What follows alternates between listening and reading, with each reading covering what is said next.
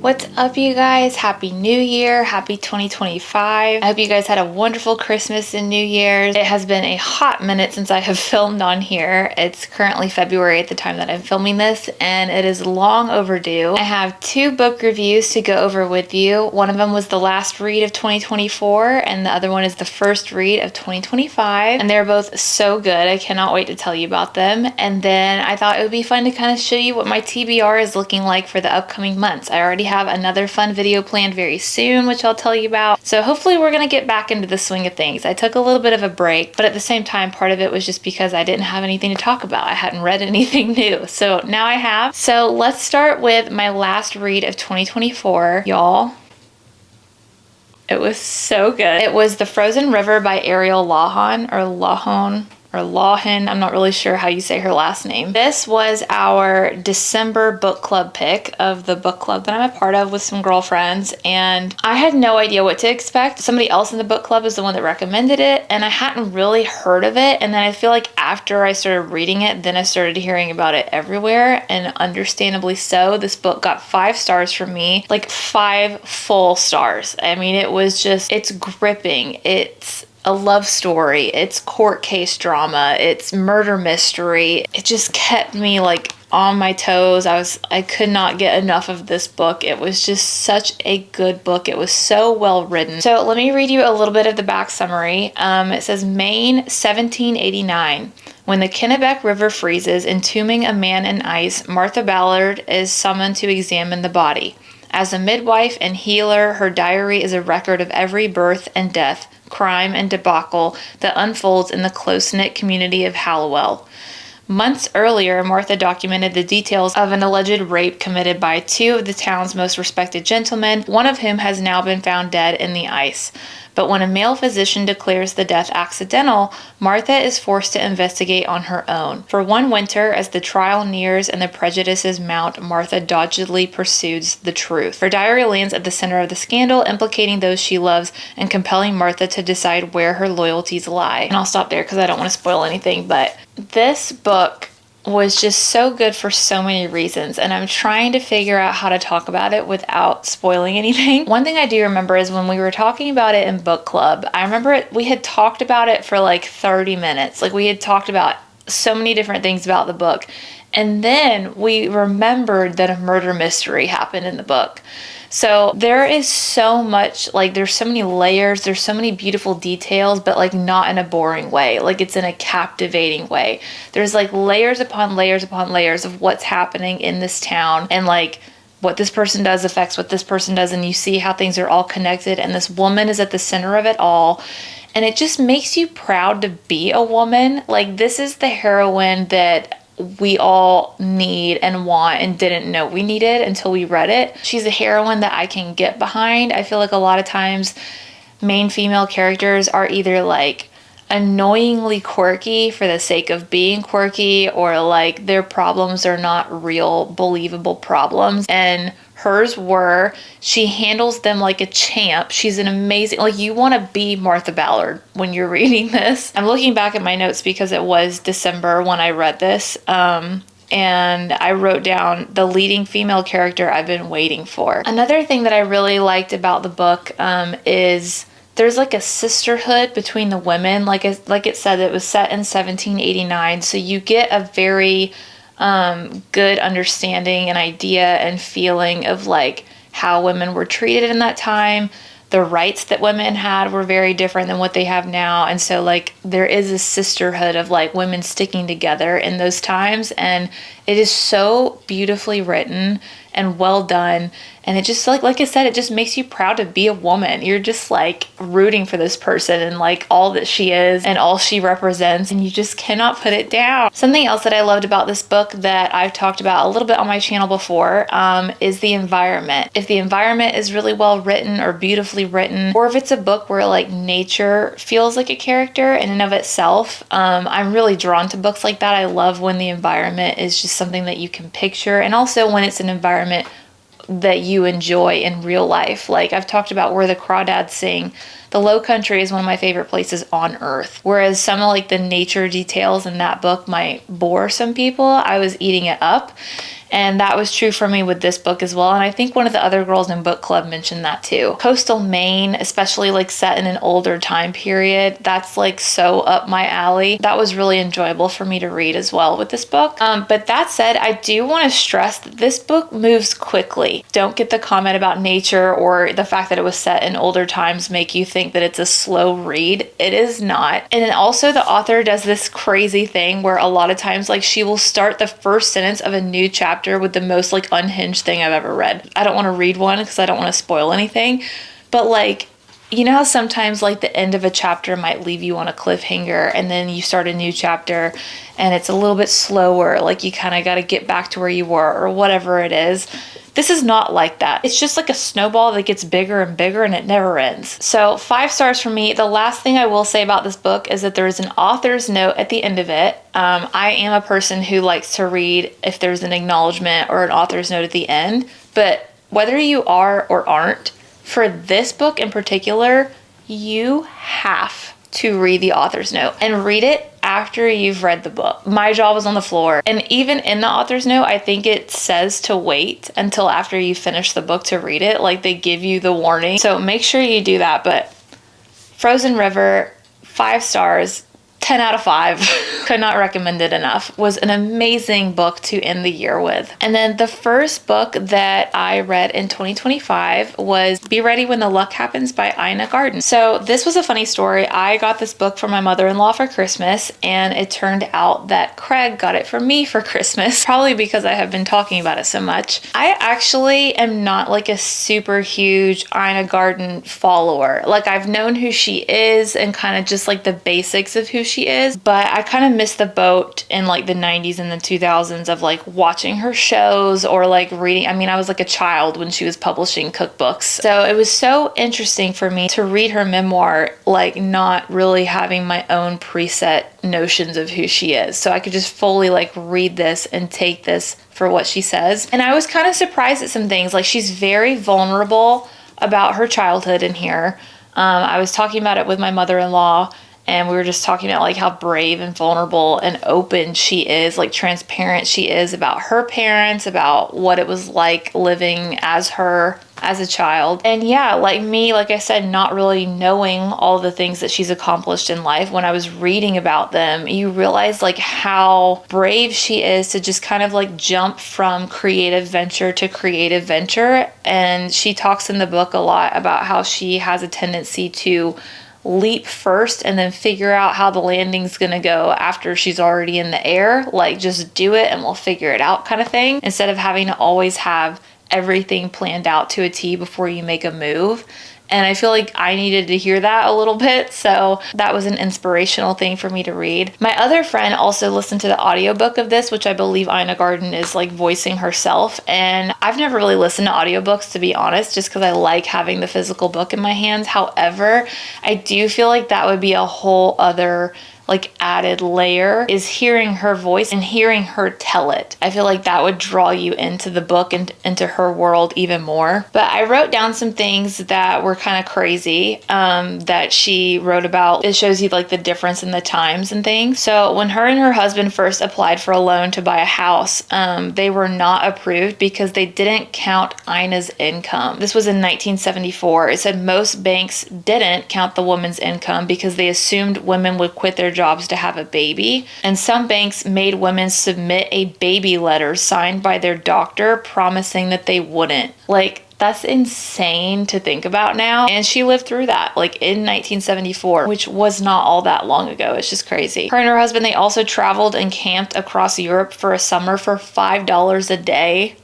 Like, can you imagine? I feel like today, if you step out your door and breathe, it's $5. Another thing that I wrote down was that she was in France when 9/11 happened, and it was very moving to hear what she witnessed of how Paris was like showing their support and love for the US, like the things that her local townspeople were doing and saying, and like places playing our national anthem in Paris to show like support and honor for our country that day. I thought that was really moving and cool that she experienced that from the Parisians. And then one quote that I wrote down from the book that also kind of stuck with me, it says, "In any endeavor, find just one person who believes in you." And that's so true. And I feel like sometimes someone like myself, like I work for a marketing agency, I work for a 9-to-5, and I have a lot of creative energy. Like I have a lot of creative outlets that I like to do, like this, like booktube. I love reading. I also love clothes. I love photography. I love interior design. I love travel planning. I love planning like other people's trips. I love weddings. I just love anything where I get to like express myself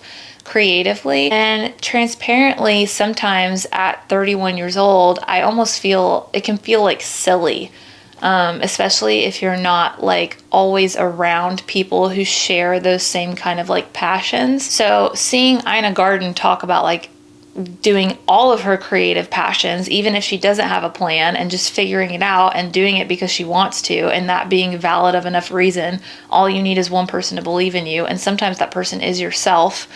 Yeah, it was just kind of like inspiring to read, and it made me feel a little bit validated and seen, and I immediately thought of my husband Craig because he always believes in me. So, but yeah, it talks about her time like writing books, filming TV shows, how those came about, all the different people she kind of rubbed shoulders with in her life, like opening up her first store in the Hamptons on a whim. Like the Barefoot Contessa was not a thought out plan. She saw an ad for a specialty food store and just went and answered it. Like it just bought a store. It was just, I don't know. It's crazy, but really interesting read, especially for a nonfiction book. So I gave it 4 stars. Definitely recommend if you have any interest in Ina Garten. Also, I think I've said this on my channel before, but I watch all the Laydown Diaries that Parnassus Books posts on Instagram, and Ann Patchett, who's author and owner of that bookstore. They do the Laydown Diaries on Tuesday, and then on Fridays they do If You Haven't Read This Book, It's New to You. And she did 2 of those Fridays with Ina Garten after this book published. So it's just like all my worlds connecting and colliding. I love it. Now I want to talk to you about what my upcoming TBR is, aka the nightstand stack, which if you don't know what the nightstand stack is, it's basically the stack of books that have been on my nightstand that have grown and dwindled, but never completely dwindled for about 2 years now. So the way my nightstand stack started was I was over at Craig's mom's house, and she gave me quite literally every book that she had in her cupboards at the time. So I had at one point, like, I don't even know, 10 books from her or something like that. I just came home with like a mini stack, like a mini library of books. So I've kind of been chipping away at that stack over the last like year and a half or so. Whenever she gave me those books, I can't remember now. Actually, it might have been 2 years ago, which is crazy. But of course, I've like been going to bookstores and buying my own books, getting the book club picks from our book club. So that's why I say the nightstand stack is kind of like grown and then dwindled and then grown and then dwindled. So I'm going to show you what it currently is, and I'm trying my best to get through what's on my nightstand stack before I buy a single other book, or more realistically, a big book haul. So let's get into that. Okay, so I just want to say that only 2 of these books are from my mother-in-law's initial stack to me. So that's how many of her books that I have read over the last 2 years. Good job to me. So the last 2 of hers that I have to read are The Girl Behind the Wall by Mandy Robotham, however you say that, and Sunflower Sisters by Martha Hall Kelly. So Sunflower Sisters is written by the same author who wrote Lilac Girls, which was a 5-star from me a couple years ago, and Lost Roses. I don't know if they all are standalone or if you can kind of read them together. I think they're standalone books that have ties to one another, I believe. So I would like to read them in order. I read Lilac Girls first, that is the first one, and I think Lost Roses is next, and then Sunflower Sisters. So I will need to buy Lost Roses in order to read this one. But it's just coincidence that my mother-in-law had this and gave it to me, and it's the same one, same author as the Lilac Girls. So excited about this one. Just to give you a quick summary, it says, inspired by true accounts and sweeping across war-torn battlefields to bustling New York City to the atrocities at Southern plantations, Martha Hall Kelly's Sunflower Sisters is the unforgettable story of three women caught in a country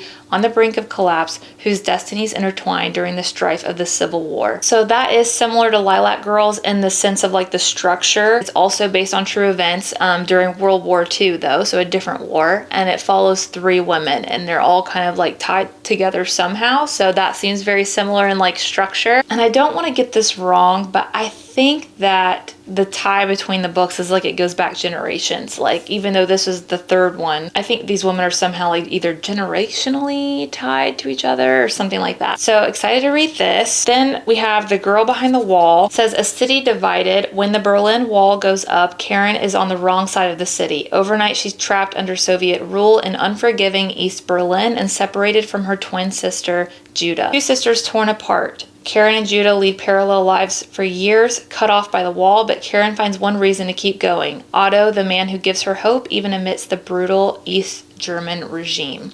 One impossible choice. When Judah finds a hidden way through the wall, the twins are reunited. But the Stasi have eyes everywhere, and soon Karen is faced with a terrible decision: to flee to the west and be with her sister, or to sacrifice it all to follow her heart. So that's the other one. This was the last one that my mother-in-law gave me that I haven't read yet. So definitely will put this on the list. And then the last two books that one of them I bought for myself and one of them was a gift. This one is A Bit of Earth, A Year in the Garden with God by Andrea G. Burke. It was given to me by my cousin for Christmas. It says, in A Bit of Earth, Andrea G. Burke looks at the seasonal practice and common grace of gardening through a devotional lens. Part memoir, part prayer book, A Bit of Earth weaves care and intent through moments of ordinary living. This book is a lifelong resource of scripture, poetry, and prose on the life of faith of contemplatives, gardeners, and believers. So I won't read the rest of it, but very excited to read this. I've been talking about with Craig, I want to get back into gardening this year, or at least like try a little bit. We grew tomatoes one year and then it was a little bit of a flop, so we didn't try it again. But I would like to give our little deck garden another go this year, so I thought this would be fitting to kind of be reading alongside of that. And yeah, it just looked like an interesting book to me that I wanted to read, so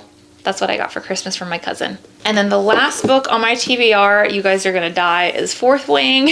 No, I have not read this book yet. Yes, I know how insanely popular it is. Yes, I know that they just came out with a third one, so I'm like really behind in this series, haven't even started it. But I bought this forever ago and I have not read it yet. It's on the list. There were other things that I kept reading first.